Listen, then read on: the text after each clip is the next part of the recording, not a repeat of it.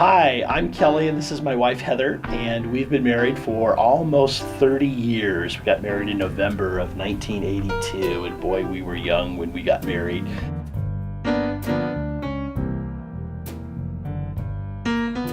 We have now 3 grown daughters that are all in their 20s, and so we are in our 50s now.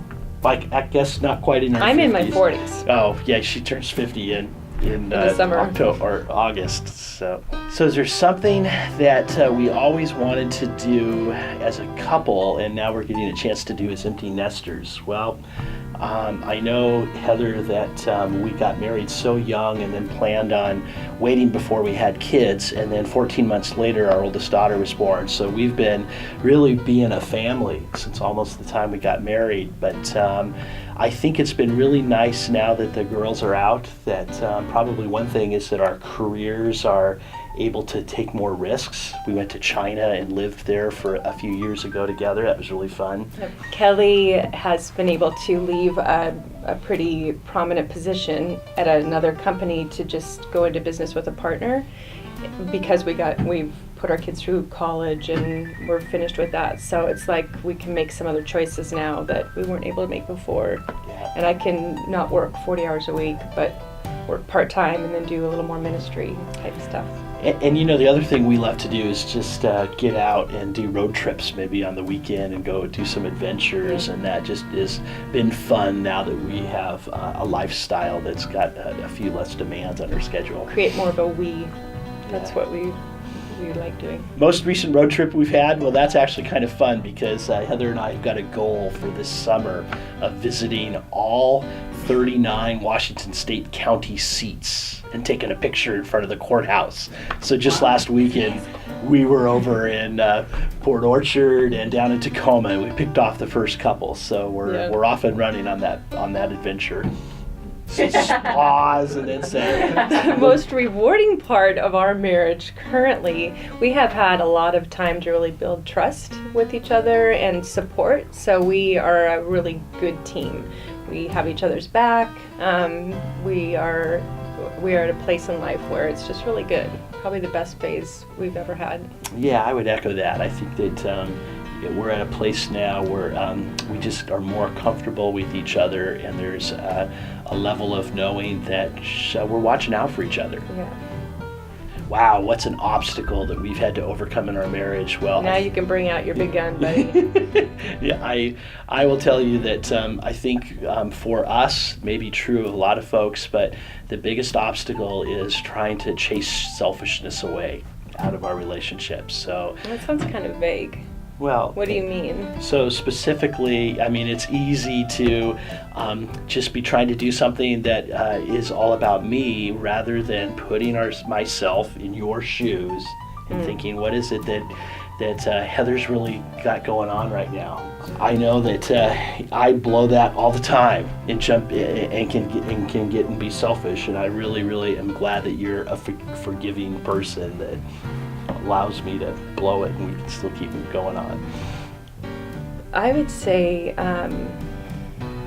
during the years that, as we were really busy raising our girls, we had a lot less understanding of who we both are, and we just had really defined roles as mom and dad, and there's not a lot of time to be more of a we. So with that, when Kelly is a very masculine kind of male, loves sports, loves sports. Your dad can probably relate, loves sports. So I've had to filter in more of, become more of a participant, even though it's not where my interest lies, and those kinds of things. Idea of a perfect date. Well, I know for me it would involve some sort of an adventure. It wouldn't be just a boring go to the movie and dinner. So I know that over the years we've had some really fun adventures. The part for me that makes it the perfect date is having the time to just talk, be able to open up, and whatever it is that we're doing, when we talk, it's the perfect date. That makes it that. Good answer. That's just true. Thankfully, it came to my head. The advice I would give to couples is to not assume you know what the other person is thinking. Instead, really clarify or say, is this what you meant?